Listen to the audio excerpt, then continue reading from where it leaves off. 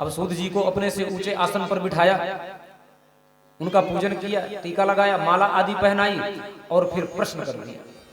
क्या कहते हैं कि श्रेयसां यद भवेत् श्रेयः पावनानां च पावनम् कृष्ण प्राप्तिकरं सस्वत साधनम तद्वदाधुना। ऋषिगण प्रश्न करते हैं, ज्यादा समय नहीं लगाया, तुरंत ही प्रश्न कर दिया, क्योंकि संत का एक भी क्षण और अन्न का एक भी कण कभी बर्बाद नहीं करना चाहिए, ऐसा शास्त्र कहते हैं। संत का एक भी क्षण और अन्न का एक भी कण कभी बर्बाद मत करिए। क्यों?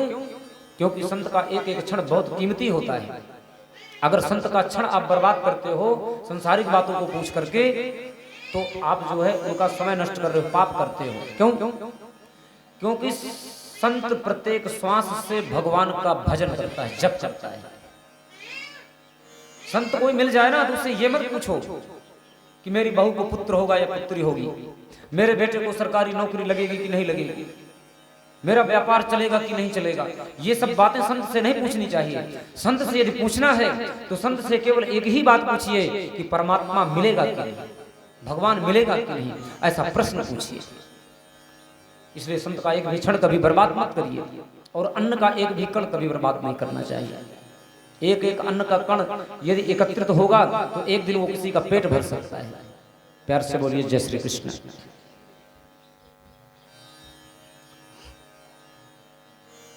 तो ऋषियों ने कोई देरी किए बिना ही प्रश्न कर दिया कि श्रेयसाम यद भवेत् श्रेयः पावनानां च पावनम्। ऐसा कोई श्रेयस्कर से श्रेयस्कर, अति उत्तम से उत्तम ऐसा कोई मार्ग बताइए, कोई ऐसा उपाय बताइए। कृष्ण प्राप्ति करम सस्वत साधनम तद्वदाधुना। थोड़े ही समय में सरल ही उपाय से भगवान कृष्ण की प्राप्ति हो जाए, भगवान की प्राप्ति हो जाए, ऐसा कुछ उपाय बताइए। तो सूत जी बड़े प्रसन्न हो गए, गदगद हो गए। सूत जी कहते हैं, ऋषियों आप लोगों ने यह प्रश्न अपने लिए नहीं किया है, आप लोगों ने यह प्रश्न संसार के लिए किया है, इसलिए मेरे हृदय में अति प्रसन्नता हो रही है और मैं आप लोगों से कुछ कहना चाहता हूं। तो क्या कहते हैं कि काल व्याल मुखग्रास त्रास निर्णास हेतवे श्रीमद्भागवतं शास्त्रं कलौ कीरेण भासितम्। सूत जी कहते हैं काल व्याल मुखग्रासा, ये जो हमारा जीवन है ना, मनुष्य है ना जो, वो काल के गाल में बैठा हुआ है। काल कौन है? एक अजगर है। ये जो समय है ना, समय रूपी अजगर ऐसे मुंह फाड़ करके बैठा हुआ है और हम लोग सब उसके मुख में ऐसे बैठे हुए हैं, और वो कब अपने मुख को ऐसे बंद कर लेता है मालूम नहीं। किसी कवि ने बड़ी सुंदर बात कही है कि क्षण भंगुर है जीवन की कलिका, कल प्रातः को जान खिली न खिली, मलयाचल की शुचि शीतल मंद समीर मिली न मिली, तो कलिकाल कुठार लिए फिरता, तन नम्र है चोट झिली न झिली, तो भजले हरि नाम हरि रस ने, कल प्रातः को जान खिली न खिली, कल प्रातः को जान हिली न हिली। कहते हैं क्षण भंगुर है जीवन की कलिका। ये जो हमारा जीवन है ना, एक पुष्प की कली के समान है। सायंकालीन एक कली खिलती है प्रातः काल पुष्पित होने के लिए, परंतु प्रातः काल उसको पुष्पित होने से पहले ही किसी ने तोड़ करके फेंक दिया, नष्ट हो गई। ये शरीर भी हमारा वैसे ही है। रात्रि को बड़ा चंदन वंदन लगा करके हम सोए, बड़ा सेंट सुंट डाल करके सोए। पहले लोग ना चंदन लगाते थे, यहाँ चंदन, यहाँ चंदन, यहाँ चंदन, यहाँ कान में, गले में, पूरे शरीर में सुगंधित चंदन लगाते थे। ओरिजिनल चंदन जो होता था, तो शरीर से सुगंधी आती रहती थी। भैया रात्रि में जो है, रात्रि में चंदन वंदन लगा करके सोते थे।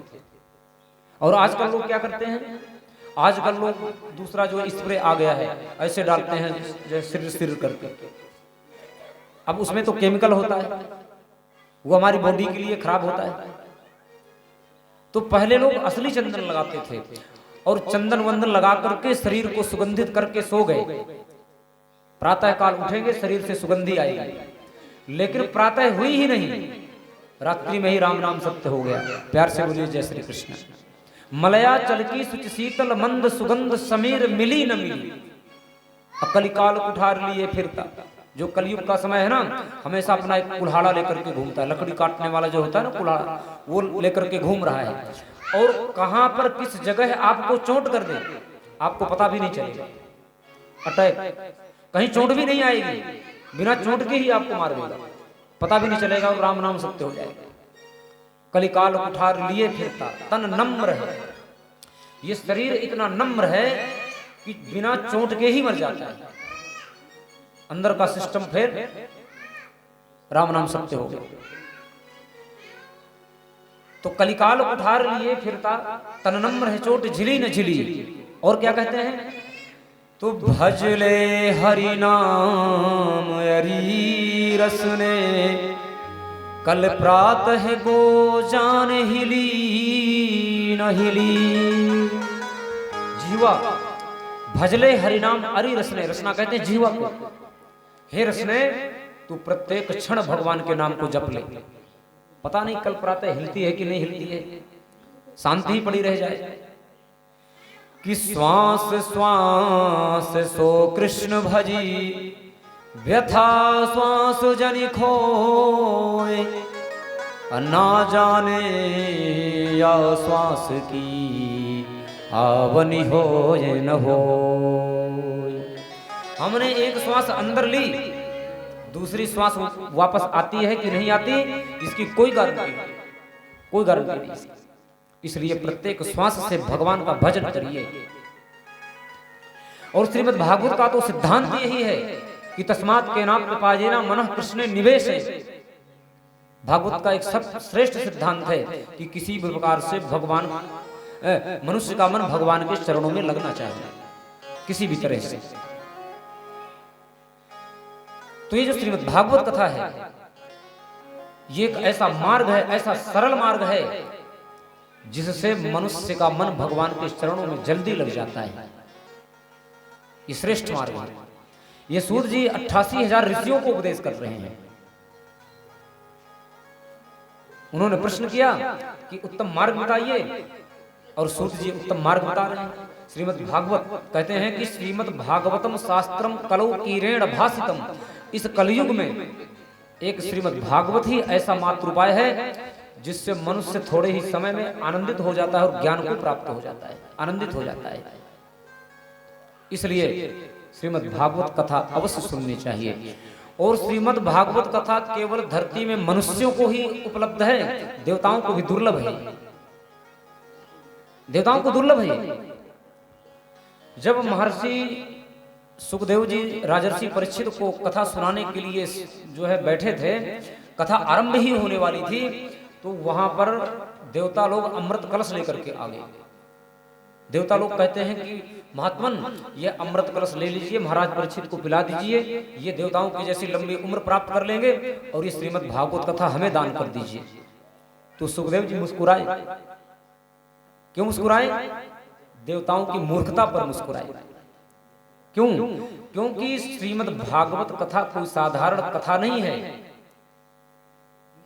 तुलयामलवेनापि न स्वर्गम न पुनर्भवम भगवत संग संगस्य अमृतयानाम किमुताशिषः, वेदव्यास जी कहते हैं।